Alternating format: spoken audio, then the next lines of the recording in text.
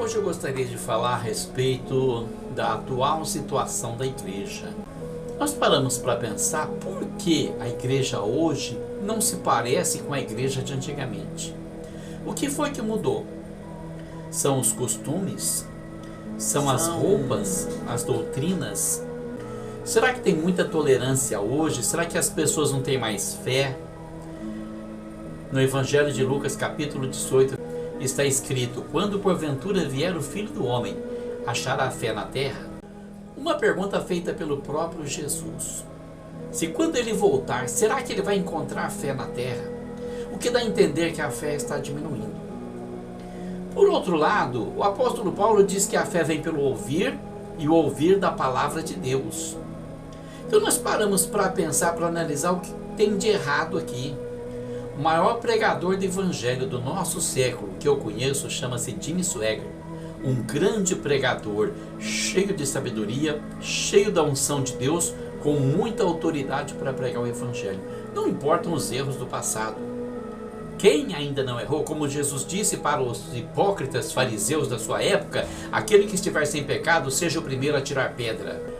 Ele diz que o coração endurecido nos impede de ser abençoado muitas vezes. Eu paro para pensar nessa questão do coração endurecido. Eu começo a analisar o próprio pregador, Jim Swaggart. Ele diz assim que as pessoas pensam que ele é muito duro para pregar, que ele é um crítico duro, que ele é muito exigente, mas ele diz que ele não é tão exigente quanto João Batista ou quanto Jesus. Mas por mais duro que pregue, não estou pregando tão duro como Jesus. Ele olhava para eles e dizia: vocês são serpentes. Isso é duro. São uma raça de víboras, disse. São como sepulturas caiadas, por fora são bonitas, mas por dentro são cheios de ossos, como um cemitério cheirando o mal. Foi o que Jesus disse. Eu ainda não fui tão duro assim. De quem estava falando? De uma Maria Madalena possuída de 7 demônios, do trôpego Bartimeu, o cego, na estrada de Jericó, ou do pequeno Zaqueu lá no alto da figueira? Não! Estava falando da hierarquia religiosa da época. Oh, Deus! O que a América precisa hoje, mais do que nunca precisou antes, é alguém que seja cheio do Espírito Santo, como João Batista, que se levante e diga: Jesus é o Senhor, Jesus é Rei, Jesus é Salvador, é Jesus o que batiza no Espírito Santo, é Jesus o Rei vindouro, é Jesus Cristo mesmo ontem, hoje e eternamente. Fui examinar o discurso de Jesus e comecei a comparar com o discurso que muitos pregadores pregam hoje, e eu encontrei uma enorme diferença. Jesus não saía por aí pregando o evangelho dizendo: olha, o Pai vos ama, o Pai ama todos vocês, como muita gente sai. Não condenando as pessoas simples, que às vezes não tem uma mensagem mais polêmica, uma mensagem mais profunda do amor de Deus, e vai dizer: Jesus te ama, amém, glória a Deus, cada um está fazendo a sua parte. Mas muitas vezes a pessoa fala isso porque ela não quer se envolver em polêmica. Muitas vezes a pessoa fala isso porque ela quer se resguardar de um problema consigo mesmo, quer parecer bem para a sociedade, quer agradar a todo mundo. E esse é o problema da igreja hoje, o problema de não ter mais salvação, de não ter mais batismo com o Espírito Santo, de não ter mais revelação, de não ter cura na igreja, é que a igreja, ela está seguindo o padrão do mundo, está tentando agradar o mundo, ao invés de agradar a Deus. Na primeira carta aos Coríntios, capítulo 1, versículo 18, o apóstolo Paulo diz assim: porque a palavra da cruz é loucura para os que perecem, mas para nós que somos salvos é o poder de Deus. Por que pareceria loucura a palavra de Deus?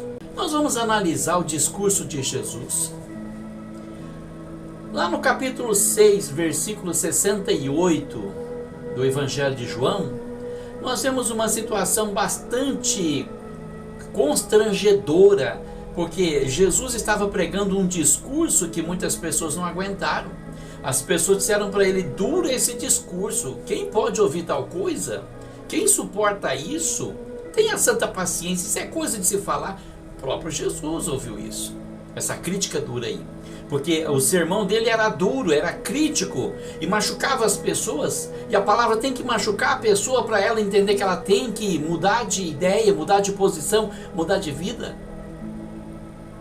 Quando a palavra é muito branda, a pessoa se acomoda. Olha, irmão, Jesus te ama, tá tudo bem, você não precisa mudar nada. A pessoa pensa, se Jesus me ama, então tá tudo bem. Não preciso mudar nada na minha vida. O que eu preciso mudar? Jesus me ama. Isso é bastante. O amor supera tudo, não é? O amor cobre todas as falhas, não é? Mas não é bem assim. O evangelho não é bem assim. Paulo diz, não aprendestes assim a Cristo. Então o que é que nós temos que aprender?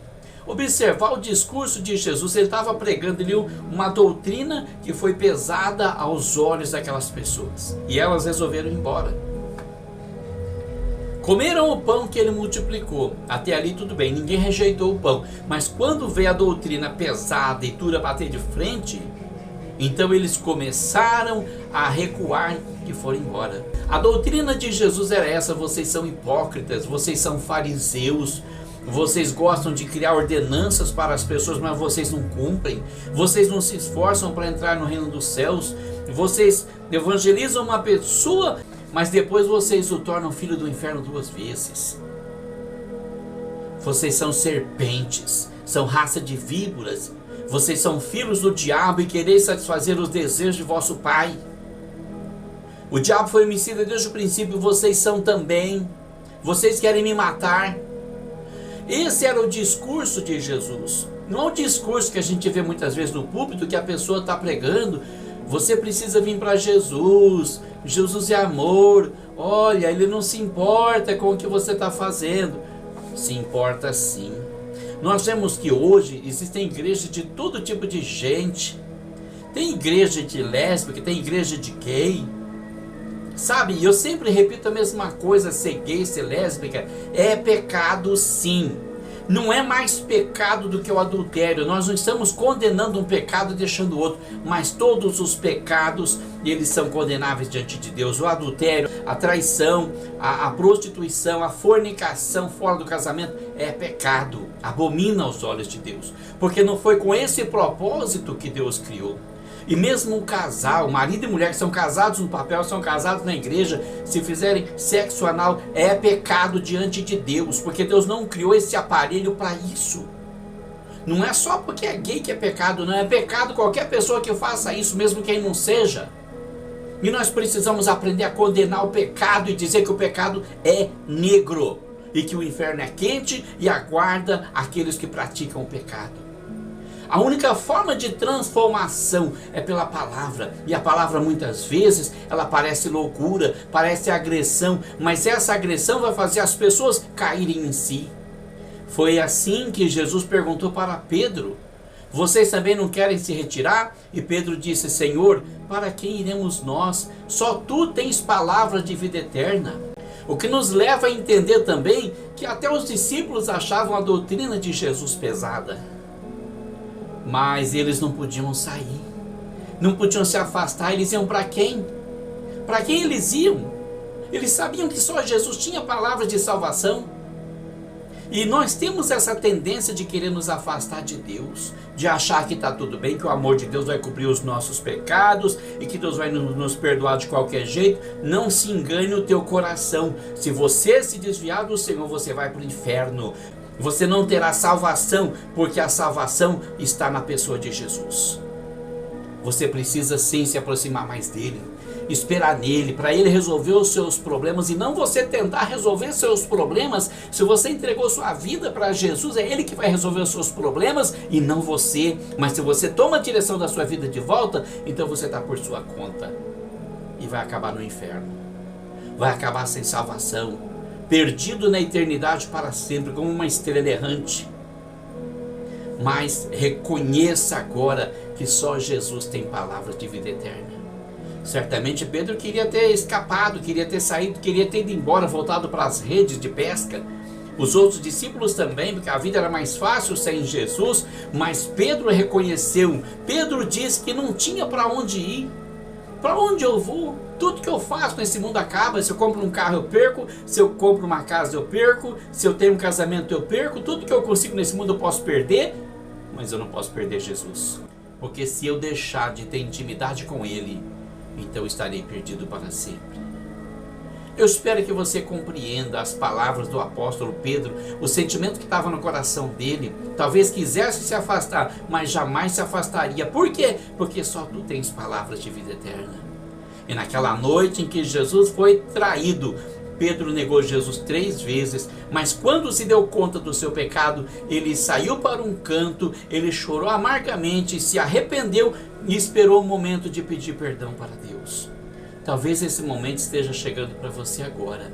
Talvez seja a hora de você reconhecer a miséria que você fez na sua vida, pedir perdão e ter um propósito firme de fazer as coisas certas de uma vez por todas.